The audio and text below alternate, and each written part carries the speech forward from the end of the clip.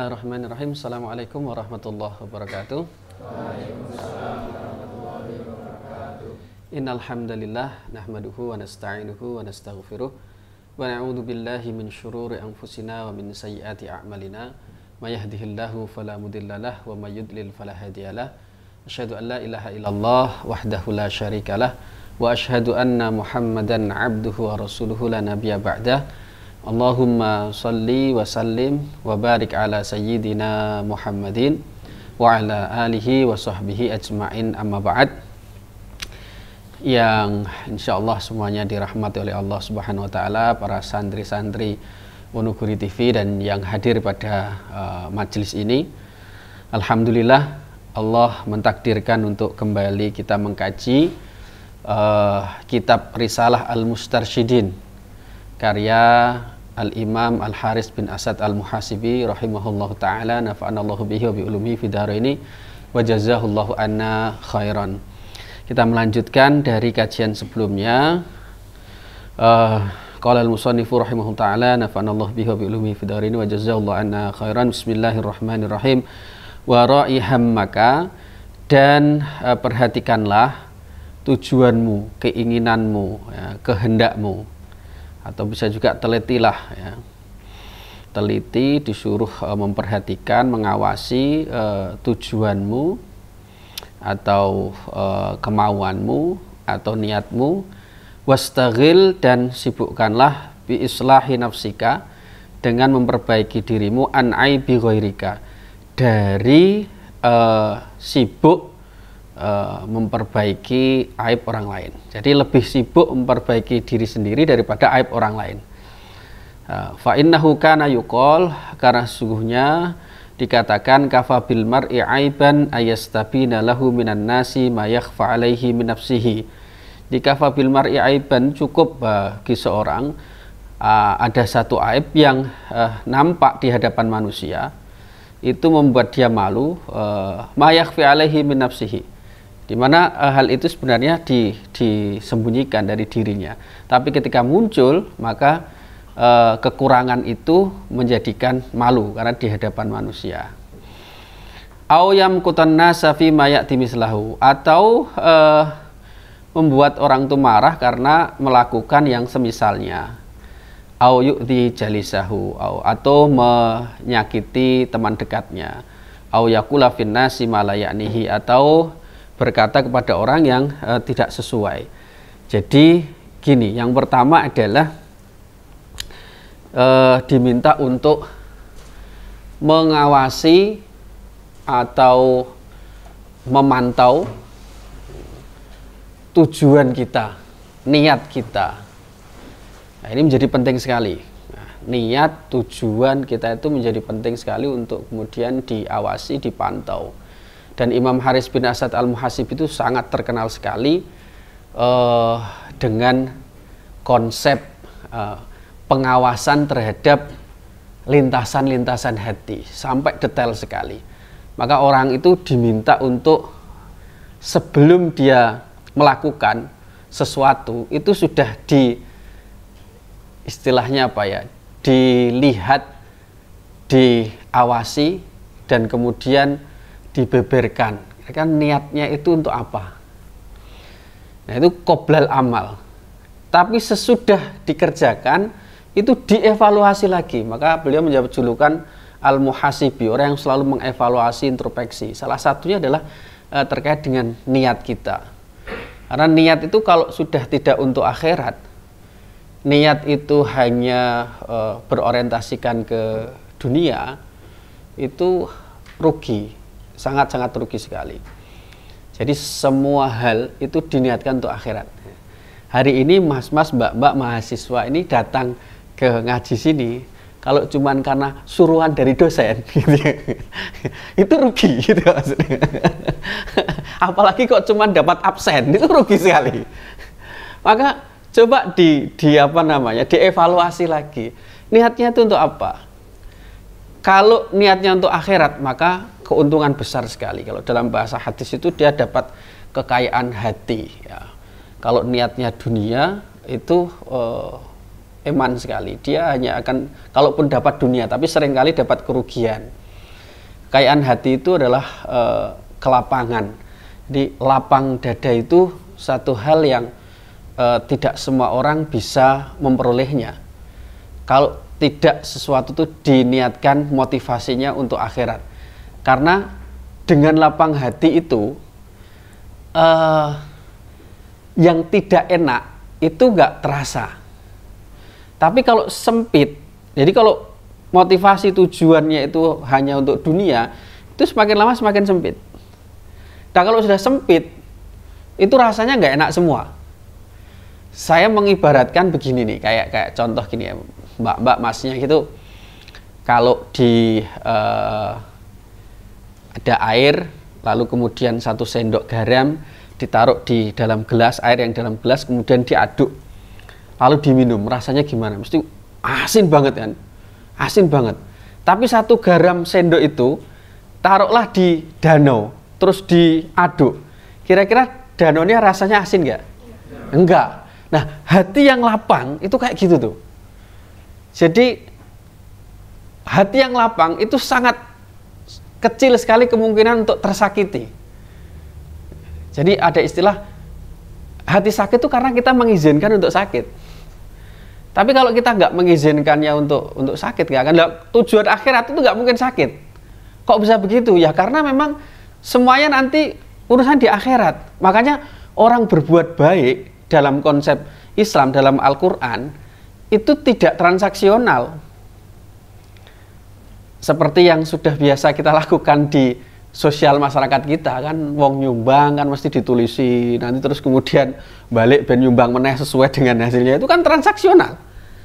Nah dalam konsep Islam kan nggak gitu, bahwa kebaikan itu motivasinya adalah akhirat.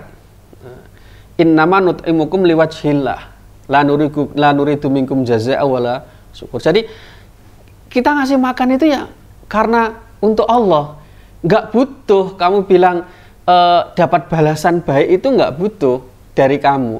Tapi memang karena kita itu mengharapkan ridhonya Allah.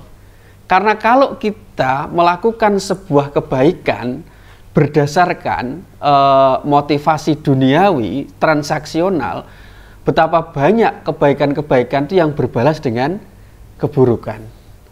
Maka ada sampai istilah air susu dibalas dengan air tuba. Sangat kecewa sekali. Kalau jenengan panting apa nih, pontang panting banting tulang, bantu temannya, tahu-tahu dia menusuk dari belakang. Waduh, itu artinya kalau pertemanan diniatkan karena untuk masalah duniawi, sakit itu, sakitnya luar biasa. Tapi niatkanlah untuk akhirat. Makanya kalau dalam bahasa hadis itu 2 orang yang saling mencintai karena Allah. Jadi lagi-lagi akhirat, bertemu dan berpisah karena Allah. Sehingga tujuan ini menjadi sangat penting sekali. Maka kata Imam Haris Al-Muhasibi, misalnya dalam kitabnya Ri'ayah Lihukukillah dan kitab-kitab lainnya, beliau itu benar-benar mengajak kita untuk mendeteksi secara dini. Yang akan kamu kerjakan itu motivasinya apa, niatnya apa. Jangan sampai kemudian niatnya itu untuk duniawi, tapi niatkan itu untuk akhiratmu. Jadi kalau sudah niatnya akhirat, maka dunia yang akan datang kepada kita, itu bahasanya Rasulullah, tunduk pada kita, datang kepada kita. Makanya kalau orang-orang sering membuat perumpamaan itu, wong nandur pari mesti tukul suket. Orang mungkin wong nandur suket tukul pari, kan tidak mungkin. Orang menanam akhirat pasti dunianya datang. Tapi kalau kemudian orang meniatkannya dunia, maka sangat jauh sekali mendapatkan akhirat. Ini sangat penting sekali. Makanya Nun Sewu, kata Rasul istilahnya, ya kalau dalam bahasa lainnya begini, jadikan biar dunia itu yang datang ke kita, jangan kita yang mengejarnya. Caranya gimana? Caranya dengan meniatkan segala sesuatu itu untuk akhirat. Itu. Kuliah, niatkan untuk akhirat. Bekerja, niatkan untuk akhirat. Berteman, niatkan untuk akhirat. Semua itu akan memberikan dampak kebaikan ke diri kita.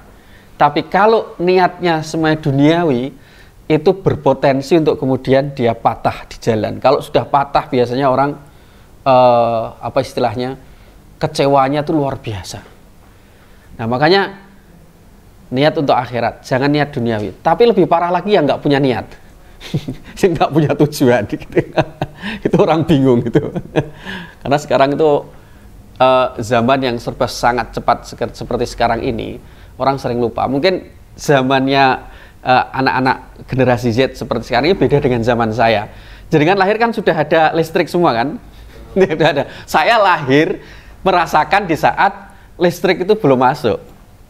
Berarti aku setuek banget itu. Itu masih pakai Petromak loh. Jadi saya tahu Petromak nggak? Nggak tahu ya. Petromak itu jadi dipompa gini. Itu ada kayak kaosnya itu. Pakainya spiritus tuh, pakai spiritus dipompa gitu. Jadi terus nanti nyala. Itu saya juga heran tuh, nyala gitu ya, dulu masih kecil tuh. TV, untuk nyalakan TV itu pakai aki. Jadi kalau mati akinya orang disetrum, itu harus ke kota dulu, nyetrum aki, baru kemudian kembali untuk kemudian dinyalakan TV-nya. Tapi sekarang dunia serba sangat cepat. Dengan dunia itu ada di gadget Anda. Sangat cepat sekali, ritmenya, modenya itu mode yang sangat cepat sekali. Maka dengan sedemikian rupanya, itu sebenarnya butuh muhasabah. Nah, kapan muhasabahnya? Kapan kemudian saya mendeteksi atau kemudian kalau dalam bahasa lain ya tajdid, memperbarui niat saya? Itu saat Anda sholat 5 waktu. Kul inna sholati wa nusuki wa mahyaya wa mamati lillahi rabbil alamin. Kalau nggak begitu, sering kita itu terjebak dalam dalam ritme yang sedemikian rupa sehingga akhirnya kemudian lupa bahwa tujuan hidup kita itu untuk akhirat. Nah itu yang menjadi masalah. Akhirnya tidak bisa membedakan nih Mas antara I want sama I should. Ini menjadi penting sekali. I want, silakan masuk dulu. Oke. I want itu saya ingin. Kalau I should itu saya harus. Nah, kita itu sering terjebak di I want-nya, bukan I should-nya. Jadi gini nih, misalkan contoh, mohon maaf ya. Nikah itu keinginan atau keharusan sih? Keharusan. Oh, keharusan kata Mas ya. Atau gini, punya HP merek tit gitu ya, yang harganya mahal, itu sebenarnya keinginan atau keharusan? Keinginan. Nah, iya kan? Rata-rata kita terjebak pada keinginan. Padahal itu tidak harus. Nah, disitulah kadang kita ini yang satu sisi kelemahan. Kita tuh sebenarnya ada namanya self awareness ya. Kita tuh sudah paham, mengerti bahwa ini bukan sebuah keharusan. Masih ada prioritas-prioritas lain yang harus kemudian diprioritaskan. Tapi kita tidak punya self regulation, nggak punya regulasi, nggak punya, kalau dalam bahasanya Imam Haris bin Asad Al-Muhasibi, kita nggak mampu mengekang, atau bahasanya bukan mengekang lah, mengendalikan syahwat kita, hawa nafsu kita. Nggak bisa mengendalikan itu. Tahu sih, itu kalau saya melakukan gini tuh hasilnya adalah keburukan. Tapi ternyata kita tuh nggak mampu mengendalikan itu. Nah, kenapa kok begitu? Karena kita lupa tujuan hidup kita apa. Saya itu sampai kaget kok waktu melihat hasil penelitiannya Gallup itu. Di internet tuh saya baca, di antara negara yang tidak bahagia warganya itu salah satunya adalah tetangga kita, negara Singapura. Padahal, mohon maaf ya, secara tingkat ekonomi maju sekali, kemajuannya luar biasa. Saya tahun 97 pas 98 itu naiknya sudah naik MRT itu, beli tiket sudah pakai uang yang nanti kembaliannya begitu. Sedemikian majunya. Tapi, mohon maaf, warganya nggak bahagia mayoritas. Dan pertanyaan yang diajukan oleh Gallup itu sederhana. Satu misalkan, apakah kamu merasa dihargai oleh orang? Ternyata mayoritas tidak merasa dihargai. Saya tuh terus bayangkan, karena satu lift ya, saya sama teman-teman saya orang sana itu turun dari lift, di dalamnya itu ada orang, itu saya tanya, kamu kenal? Enggak. Satu apartemen itu enggak kenal. Satu apartemen enggak kenal. Ya Allah. Terus pertanyaan yang sederhana lagi itu unik sekali. Apakah kamu bisa tertawa? Jadi guyuki larang tiba itu. Tertawa itu mahal. Karena mungkin saking capeknya ya, dengan orientasi kehidupan, dengan ritme kehidupan yang sangat cepat, orientasinya tidak dibarengi dengan wallahu alam, kan orientasi kalau kita orientasi akhirat. Makanya capek sekali, betul capek sekali orang yang bekerja tapi orientasinya duniawi. Jelas pasti itu nanti ketika kemudian tidak sampai pada yang ditujukan, dia kecewa. Kalau sudah kecewa, menghasilkan keburukan-keburukan. Tapi kalau orang yang beriman santai aja, wong tujuan kita, motivasi kita itu akhirat. Kalau nggak tercapai ya sudah, itu sebagian dari ikhtiar. Besok tetap aja dapat ganjaran mengikuti Rasulullah, mengikuti cara Rasulullah. Sesederhana itu sebenarnya. Hidup itu jadi nikmat gitu loh, niatkan untuk akhirat. Jadi kalau sudah terlalu banter, style kendo. Style kendonya dengan apa? Dengan kemudian mengingat lagi tujuan kul inna sholati wa nusuki wa mahyaya wa mamati lillahi rabbil alamin. Maka kata Imam Haris bin Asad al-Muhasibi, cek nih, cek tujuanmu itu apa? Tujuanmu atau niatmu itu apa? Kalau niatmu untuk akhirat, maka ya ini contoh sederhana. Jenengan tuh berada di sini, kalau niatnya akhirat tuh beda loh Mas. Rasanya rakyat tok suwi. Tapi niatnya beda. Kok gak barbar tuh yo padahal lagi lungguh. Ada beda gitu. Jadi dan bahkan kalau dalam bahasanya begini nih, bahasa Imam Haris bin Asad al-Muhasibi, yang kamu tinggalkan karena niat, karena Allah, itu akan menghasilkan yang luar biasa besarnya. Terus saya mengibaratkan, ini ada satu kisah kejadian nyata, bukan sebuah khayalan, dari Syekh Muhammad Hisham Rabbani, seorang ulama dari Syria ya. Dia menceritakan kisah nyata. Ini supaya support ke jenengan dan juga support ke saya. Jadi dia cerita, dan ini kata beliau adalah bukan kejadian khayalan tapi kejadian nyata. Di di sana itu ada turbah itu makbaroh itu kuburan, salah satu di situ ada laki-laki yang kerjanya tukang gali kubur. Datanglah seorang ibu minta untuk digalikan kubur. Oke, digalikan, selang 1 jam datanglah jenazah mayatnya itu, yang mengikuti itu nggak banyak orang. Jadi yang ngikutin tidak banyak orang. Nah, ketika jenazah itu diturunkan, beliau di posisi itu, tiba-tiba beliau melihat sing tukang gali kubur ini, kuburan itu melebar, lalu berubah menjadi seperti taman surga yang digambarkan kayak di Al-Quran tuh, berubah dengan indah sekali. Ada 2 orang naik kuda itu mau mengambil jenazah itu, pingsan dia. Nah, diteruskanlah kan sama teman-temannya itu.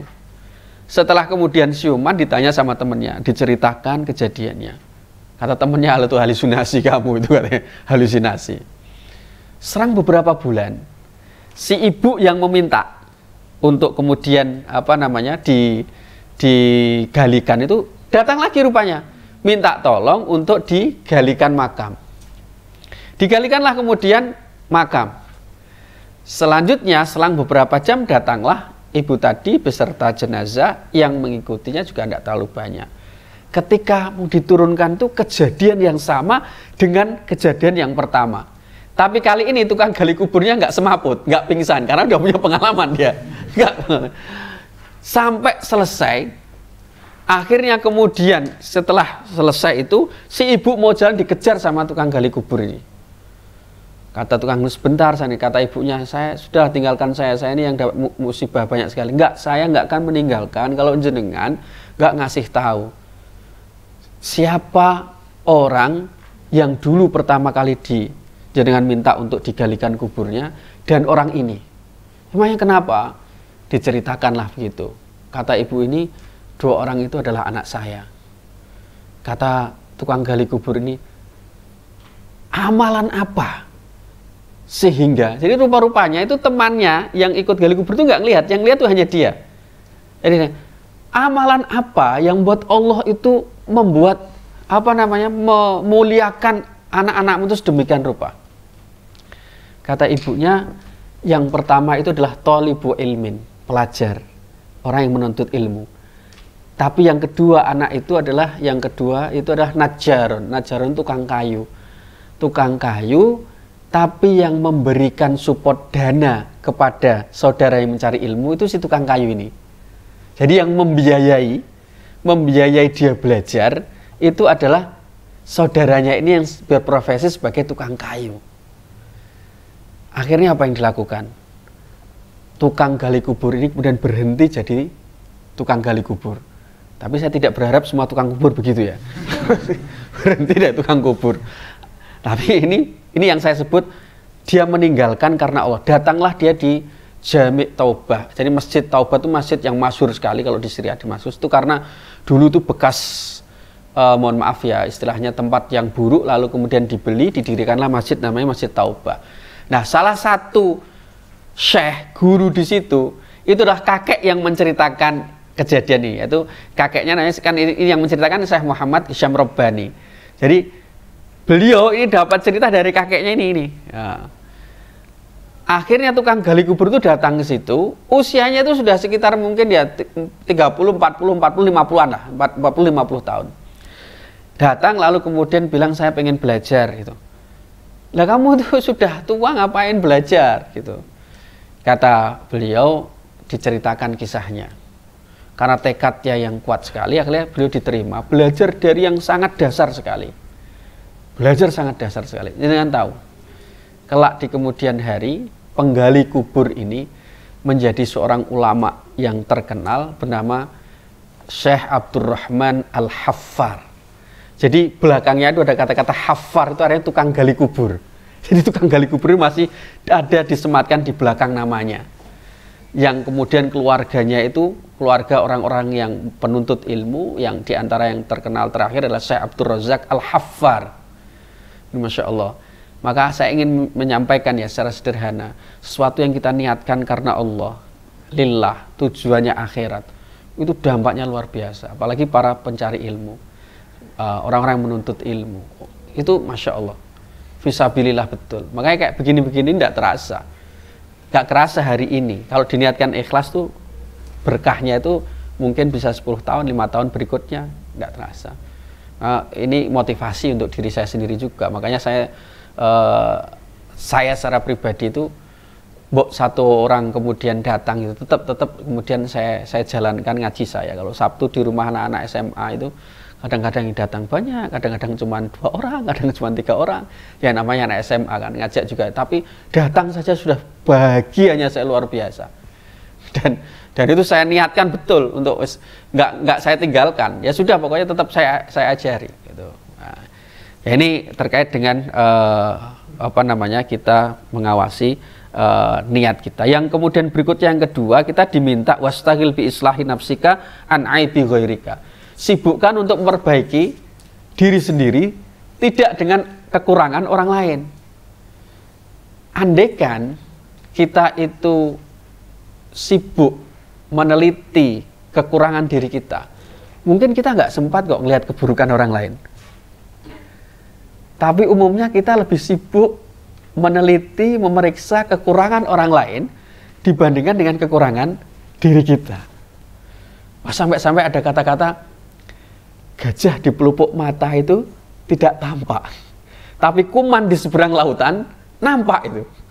Eleke wong iso ketok jelas lho. Tapi nek elek awake dhewe gak ketok blas. Gitu. Saya ingat sekali guru saya bilangnya gini, gak usah kemudian ya bahasanya sebenarnya menyemangatkan untuk introspeksi ya. Gak usah terlalu bersemangat ambisi untuk memperbaiki sekian banyak orang. 1 orang aja lah. dan itu diri kamu sendiri. Satu orang aja lah, dan itu diri kamu sendiri.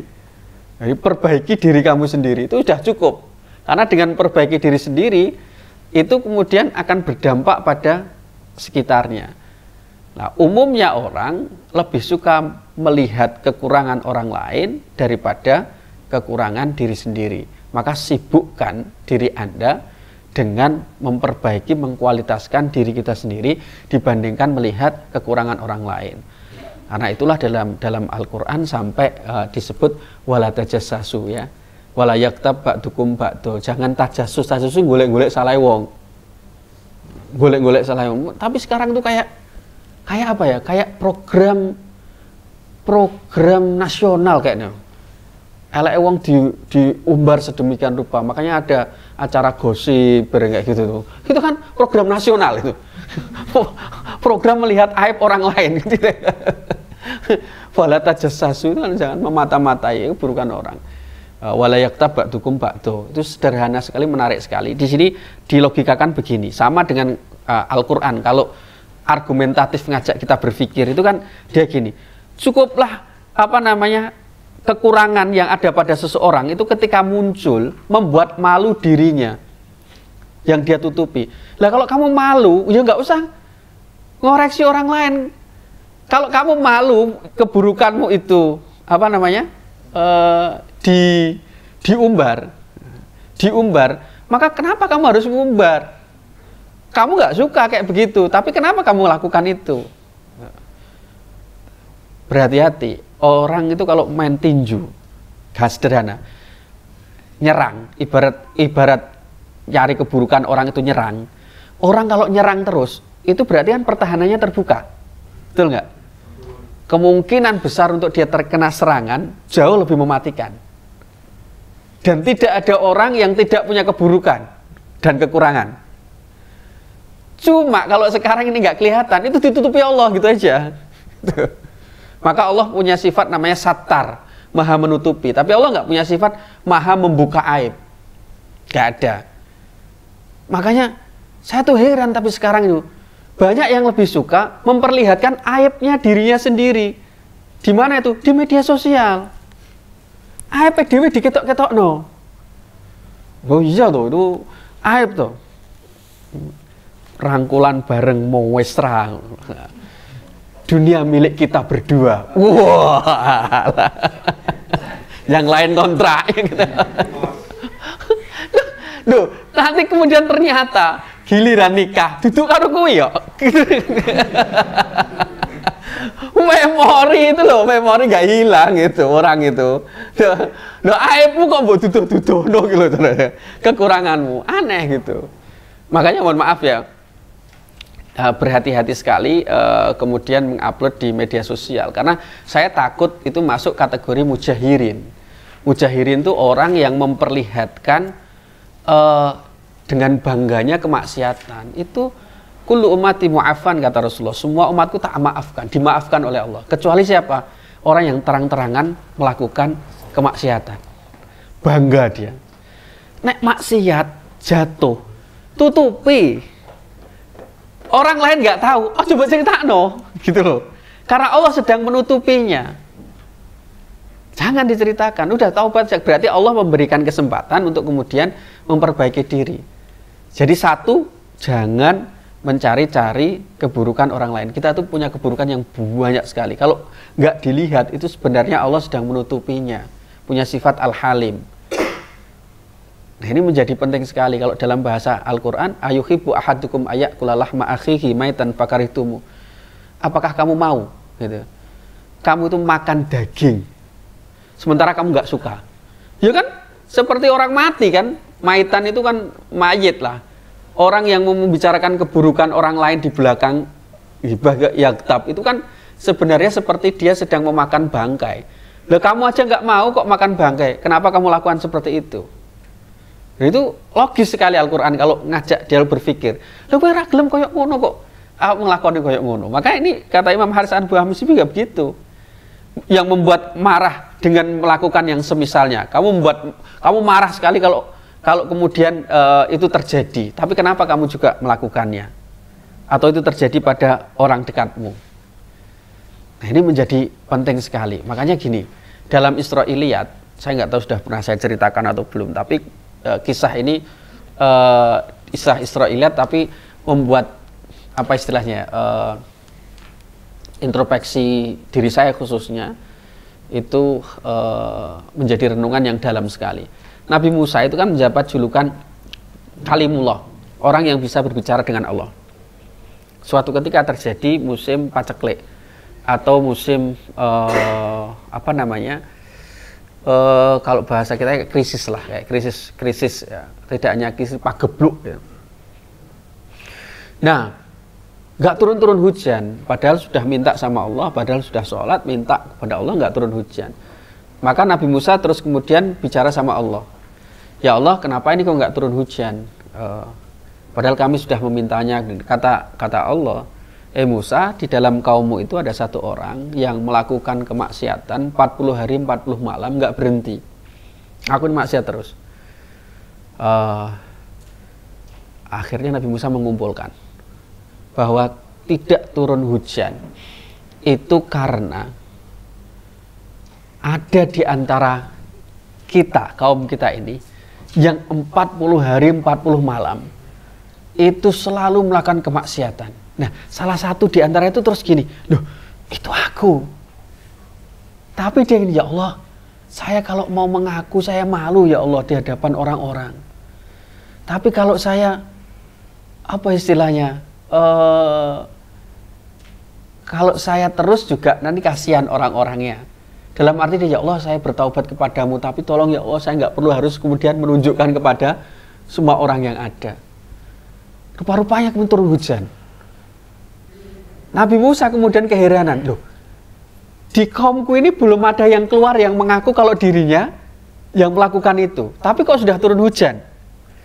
Maka Nabi Musa kemudian bertanya sama Allah, ya Allah, ini di kaumku ini belum ada yang keluar, tapi kok sudah turun hujan? Kata Allah, Pak, umatku yang 40 hari 40 malam itu sudah memohon ampun, bertaubat kepadaku. Terus kemudian Nabi Musa, ya Allah, tunjukkan saya ya Allah, siapa orangnya, biar saya bisa menyampaikan kabar gembira kepada dia. Apa jawaban Allah kepada Nabi Musa? Musa, hambaku itu 40 hari 40 malam kututupi aibnya, kekurangannya. Loh, kamu kok mau 1 hari itu mau tahu siapa dia, kekurangannya seperti apa dan orangnya mana? Ini maksud saya, Allah nutupi sekian banyaknya itu karena saking sayangnya. Jadi Nabi Musa itu apa istilahnya, dijawab oleh Allah untuk dia introspeksi. Wong 40 hari 40 malam dia berbuat maksiat itu kututupi kok. Kamu 1 hari kok pengen tahu? Nah, ini makanya kemaksiatan yang tidak terlihat itu berarti sebenarnya sedang ditutupi oleh Allah, diberi kesempatan kita bertaubat. Makanya untuk tidak yang kedua tadi, dengan mudahnya memperlihatkan kemaksiatan dengan, karena itu dampaknya luar biasa, dampak apa namanya, pengaruhnya itu luar biasa besarnya, menjadi atau bahasanya tatbik itu jadi normalisasi, kan jadi normal. Coba lihat di TV itu, mohon maaf ya, cium pipi kanan, cium pipi kiri kan kayak sudah jadi biasa laki-laki perempuan. Karena di TV memperlihatkan seperti itu, akhirnya menjadi hal yang biasa. Nomor 2, di media sosial. Coba misalkan di TikTok itu, betapa biasanya ngupload status indahnya selingkuh. Jian aku loh, sedang bersama istri orang, piye karepe aku loh. Mujahirin, jadi bangganya dia melakukan kemaksiatan. Loh, maksiat kok bangga? Itu yang disebut dengan mujahirin. Makanya Masya Allah, itu sebabnya, mohon maaf, nasihatnya dari Imam Haris bin Asad Al-Muhasibi itu menarik sekali. Makanya di sini sampai diceritakan begini, yang namanya Sufyan bin Husain Al-Wasiti, dia bilang, saya itu dzakartu rajulan bisuin, saya itu menyebutkan keburukan seseorang pada siapa? Iyas bin Muawiyah. Iyas bin Muawiyah itu seorang tabi'in. ilmuwan yang sangat cerdas sekali. Nah, kata Sufyan bin Husain Al-Wasiti ini, si Iyas itu langsung kemudian si Syekh Iyas ini langsung melihat ke wajah saya. Lalu ketika dia cerita keburukan si A, terus kemudian ditanya begini, apakah kamu sudah pernah ikut perang melawan Romawi? Apakah kamu sudah pernah perang melawan India, orang-orang India? Perang melawan orang Eropa? Belum. Kamu saja belum pernah melawan mereka, tapi kamu justru memerangi saudara umat Islam. Itu dalam banget. Hanya wong kone mbok sanjung-sanjung, tapi wong kene kok mbok elek-elek padha Islam itu cara kasarnya gitu. Ini sama dengan yang dilakukan oleh salah seorang ulama, menggunakan cara yang menarik sekali. Kan kita itu kan sering keperucut lisan ya, sadar atau tidak kan sering keperucut lisan. Memang kan rasanya ngomongi jeleknya orang itu kan manis banget ya. Tapi apike wong iki pahit itu rasanya. Lah ada seorang ulama di sini menjelaskan begini caranya gitu. Caranya menarik sekali. Jadi Abdullah bin Wahab ya, ini, beliau mengatakan begini. Jadi seorang imam muhaddis ahli hadis, ahli fikih. Zuhud beliau. Orang Mesir. Beliau kan ini. Ja'altu ala nafsi kullama ktabtu insanan siyama yaumin. Jadi saya menjadikan diri saya buat nih peraturan pada diri saya. Setiap kali saya ghibah, ngomongi jeleknya seseorang, maka saya puasa 1 hari. Jajal loh, kalau menarik sekali nanti, Mbak Wajah. Ini menarik sekali. Jadi nanti kalau keperucut ngomongi elek wong, terus poso sedino ya, bisa sedino. Tapi kata dia, fahana alaiya, ternyata puasa 1 hari itu terlalu ringan buat saya. Maka beliau apa yang dilakukan? Faja'altu 'alaiha kullama ktabtu insanan shadaqah dirham. Setiap kali saya ghibah, saya tambahkan sedekah 1 dirham. Cara ngono, nek sampean ngomongnya elek wong 1.000. Nggawe kotak gosip. Taruh gitu. Setiap kali ngomongi wong lebokno 1.000. Lebokno gak kuat Pak 1.000 wong SPP jen enggak apa. Ya wes lah 10.000 lah gitu. Enggak usah banyak-banyak. 10.000 lah gitu. Nanti di akhir itu Masya Allah sumbangkan itu. Dia ternyata kata beliau itu lebih efektif sekali. Ini menarik sekali. Kenapa kok efektif? Orang itu saking berat sekali ngetokno duit. Kan masuk akal kan, apalagi perempuan. Itu apalagi perempuan. Uang ini Masya Allah. Nek iso entuk akeh tapi ngetokno aja kan gitu kan. Jadi ini contoh sederhana. Jadi pakai begitu itu menarik sekali. Mbak-mbaknya coba contoh sederhana. Kalau laki-laki kan mohon maaf nih mas-mas mahasiswa, ini mahasiswa kan opo-ono kan santai wae. Kadang-kadang atus rong dino biasa wae Kak. Yang saya enggak terlalu perhatian, tapi kalau perempuan kan enggak. Kalau tasnya kan dibagi-bagi loh Mas. Tas kanggo kuliah dhewe, tas blonjo dhewe, tas ngemol dhewe kan beda-beda.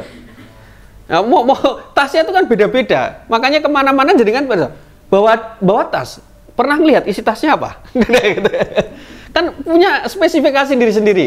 Nah kadang begini, tasnya masih bagus, tapi pengen tas lain lagi. Maka ada tadi I want tadi itu, tidak I should itu. Nah caranya sederhana. Nah, ini yang saya lakukan juga untuk sama istri saya. Oke, nggak apa-apa. Masih bagus kan? Oke. Mau beli yang apa namanya? Misalkan contoh mau beli tas baru lagi. Harganya misalkan 500.000. Saya sederhana, gak apa-apa beli tas 500.000, tapi sedekahnya juga 500.000. Efektif Mas, gak sidot tuh tas. Jadi ini contoh sederhana, sama dengan kita ghibah itu. Coba tau gitu. Kadang-kadang saya tuh Masya Allah, yuk nyeselnya setelah selesai itu kan enak ya ngomong tuh. Setelah itu baru nenggur ya Allah, iso mau keperucut kene. Lah kuwi harus ditutupi. Makanya kalau dalam hadis kan disebutkan ittaqillah haitsu makunta wa atbi'is sayyi'atal hasanata tamhuha. Ikutilah keburukan itu sehingga dengan kebaikan sehingga menghapusnya. Wa khaliqin nas bi khuluqin hasanin, dan bergaulah manusia dengan akhlak yang baik. Alhamdulillah kita tepat pada jam 3. Apa namanya kita kaji hari ini mudah-mudahan memberikan manfaat. Amin amin ya rabbal alamin, dan berkah untuk kita semua. Amin amin ya rabbal alamin. Mari kita tutup dengan istighfar 3 kali. Astaghfirullah Rabbal baraya, astaghfirullah minal khotoya, Rabbi zidni ilman nafi'an wa wafiqni amalan salihah. Astaghfirullah Rabbal baraya, astaghfirullah minal khotoya, Rabbi zidni ilman nafi'an wa wafiqni amalan salihah.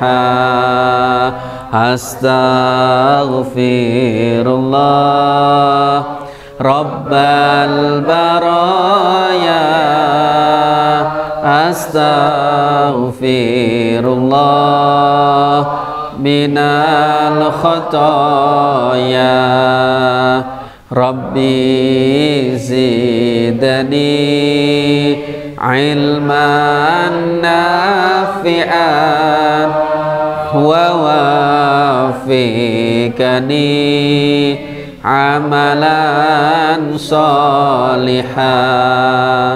Ya Nabi salam alaika, ya Rasul salam alaika, ya Habib salam alaika, salawatullah alaika. Al-Fatihah. A'udzubillahi minasyaitonirrajim. Bismillahirrahmanirrahim. Alhamdulillahirabbil alamin. Arrahmanirrahim. Maliki yaumiddin. Iyyaka na'budu wa iyyaka nasta'in. Ihdinas siratal mustaqim. Siratal ladzina an'amta 'alaihim ghairil maghdubi 'alaihim waladdallin. Amin. Allahumma shalli ala sayyidina Muhammadin alhamdulillahirabbil alamin. Hamdan syakirin, hamdan na'imin, hamdan yuafi ni'amahu wa yukafi mazidah. Ya Rabbana lakal hamdu kama yanbaghi li jalali wajhika wa 'azimi sultanik. Allahumma ighfir lana dhunubana wa liwalidayna warhamhuma kama rabbayana shighara. Rabbana hab lana min azwajina wa dhurriyyatina qurrata a'yun waj'alna lil muttaqina imama innaka antar raufur rahim wa tub 'alaina innaka antat tawwabur rahim. Allahumma ij'al auladana wa talamidana min ahli ilmi wa ahli khair wa ahli al-Qur'an wa ahli shalah wa ahli ibadah wa la taj'alna wa iyyahum min ahli syarri wad dar. Rabbana atina fid dunya hasanah wa fil akhirati hasanah wa qina adzaban nar. Subhana rabbika rabbil izzati amma yasifun wa salamun alal mursalin walhamdulillahi rabbil alamin. Barakatul Fatihah. A'udzu billahi minasyaitonir rajim. Bismillahirrahmanirrahim. Alhamdulillahi rabbil alamin arrahmanir rahim maliki yaumiddin. Iyyaka na'budu wa iyyaka nasta'in. Ihdinas siratal mustaqim. Siratal ladzina an'amta 'alaihim ghairil maghdubi 'alaihim waladdallin. Amin. Pangapunten, wallahul muwaffiq ila aqwamit thoriq. Wassalamualaikum warahmatullahi wabarakatuh.